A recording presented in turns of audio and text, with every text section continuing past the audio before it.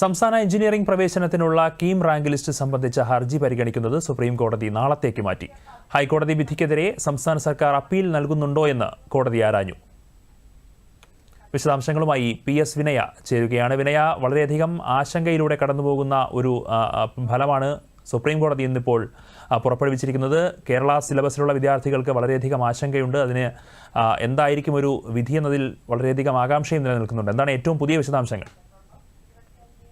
കീം പരീക്ഷയുടെ പ്രോസ്പെക്റ്റിൽ അവസാന നിമിഷം മാറ്റം വരുത്തി സംസ്ഥാന സർക്കാർ ഒരു റാങ്ക് പട്ടിക പ്രസിദ്ധീകരിച്ചിരുന്നു. എന്നാൽ ഈ റാങ്ക് പട്ടിക ഹൈക്കോടതി റദ്ദാക്കി. തുടർന്ന് പഴയ ഫോർമുല പ്രകാരം ഒരു റാങ്ക് പട്ടിക സംസ്ഥാന സർക്കാർ പ്രസിദ്ധീകരിച്ചു.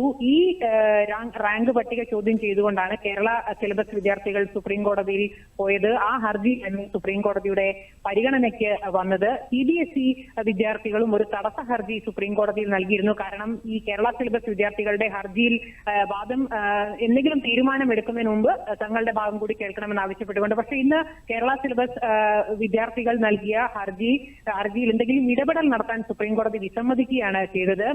കാരണം ഈ ഹൈക്കോടതി വിധിക്കെതിരെ സംസ്ഥാന സർക്കാർ അപ്പീൽ നൽകുന്നുണ്ടോ എന്നുള്ള ഒരു കാര്യം സുപ്രീം കോടതി സംസ്ഥാന സർക്കാരിന്റെ സ്റ്റാൻഡിംഗ് കൗൺസിലിനോട് ചോദിച്ചു.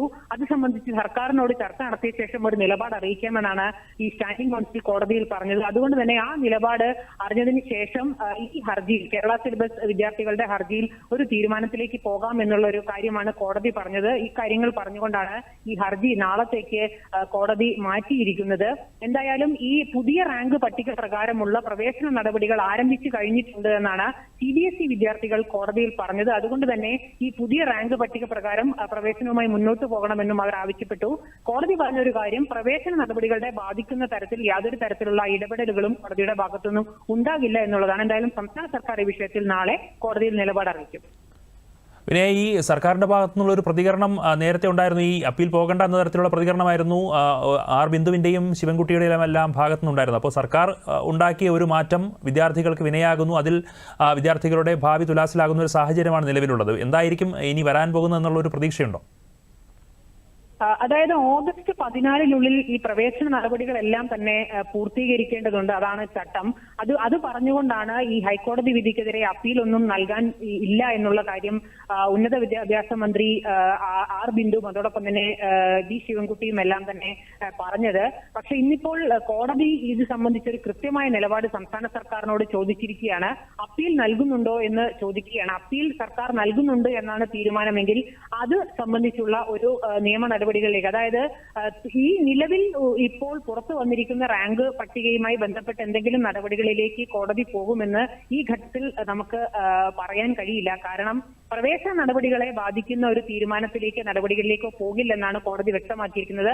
അതിൽ നിന്നും തന്നെ നിലവിലെ ഒരു സാഹചര്യത്തിൽ ഇടപെടുന്നതിലേക്ക് കോടതി പോകുമെന്ന് തോന്നുന്നില്ല.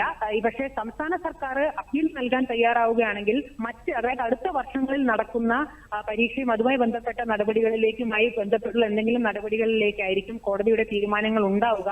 അതുകൊണ്ട് തന്നെയാണ് ഈ പ്രവേശന നടപടികൾ ബാധിക്കുന്ന തീരുമാനം ഉണ്ടാവില്ല എന്ന് പറഞ്ഞത്. ഇത് കണക്കാക്കി തന്നെയായിരിക്കും ഒരു നിലപാട് സംസ്ഥാന സർക്കാർ കോടതിയിൽ പറയുകയും ചെയ്യുക.